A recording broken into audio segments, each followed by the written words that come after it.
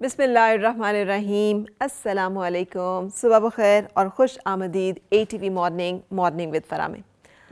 आज का दिन पूरी दुनिया में वाइल्ड लाइफ के दिन के तौर पे मनाया जाता है और समहाउ हम मुसलमान जिन्हें कि सबसे पहले बताया गया कि जानवरों के कितने हकूक़ हैं। एक बहुत अहम वाक़या है ना जो अक्सर हम लोग भूल जाते हैं, और वो ये है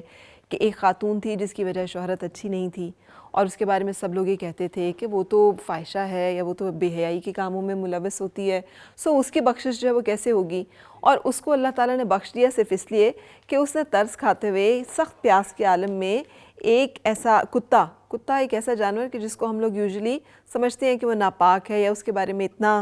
में हम लोग समझते नहीं कि उसको हमारी मोहब्बत की तवज्जो की ज़रूरत होगी। सो उसने अपनी जराब से पानी जो है उसको पिलाया और उसके ऊपर शफ़क़त और मेहरबानी करने की वजह से वो माफ़ कर दी गई। एक और वाक़या जो हमें पता चलता है कि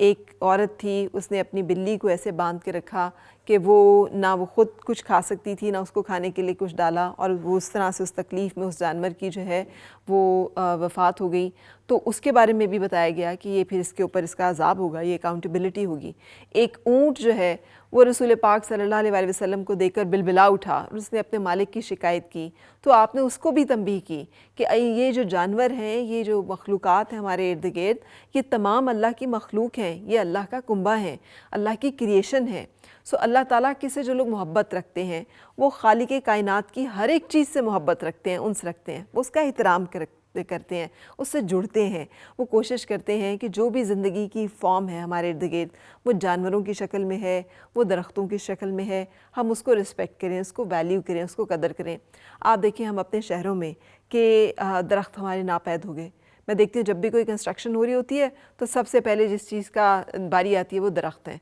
कैसे हम उसका सफाया करते हैं, फिर उसके हम समझते हैं कि वो जो कॉलोनी हम बना रहे हैं वो बड़ी खूबसूरत बनेगी। आज भी जो ज़्यादा वैल्यूबल चीज़ें जहाँ जाके हमें सुकून मिलता है, अच्छी जगह हैं, वो वही हैं जहाँ पर के कुदरती नज़ारे हैं, जहाँ पर के हमें कुदरत के तमाम मनाज़िर, कुदरत की अल्लाह ताला की बनाई हुई तमाम लाइफ फॉर्म्स जो हैं वो दिखाई देती हैं। सो बड़ा ज़रूरी है कि जब हम अपने आप को, अपने दीन को समझने की कोशिश करें तो दीन की इन जो जुज़ियात हैं इनके ऊपर भी गौर करें कि हमें अल्लाह ताला ने ना सिर्फ इंसानों के साथ शफ़क़त का, मोहब्बत का, मुअद्दत का, रहमत का, शफ़क़त का, एहतराम का एक रवैया रखने का हुक्म दिया, बल्कि इस पूरी कायनात को रिस्पेक्ट करने का हुक्म दिया कि उसमें जो जो कुछ है, अगर हम ख़ुद नहीं लगा रहे हैं दरख्त तो कम से कम लगे हुए दरख्त को तो ना काटें। एक दरख्त को ग्रो करने में, किसी एक लाइफ फॉर्म को एक शेप में आने में कितने साल लगते हैं और उसको कितने आराम से हम काट देते हैं। सो आज कम से कम इतना का महद कर लें कि हम अपने अंदर रहम का और अपने अंदर हमदर्दी का जज्बा रखेंगे।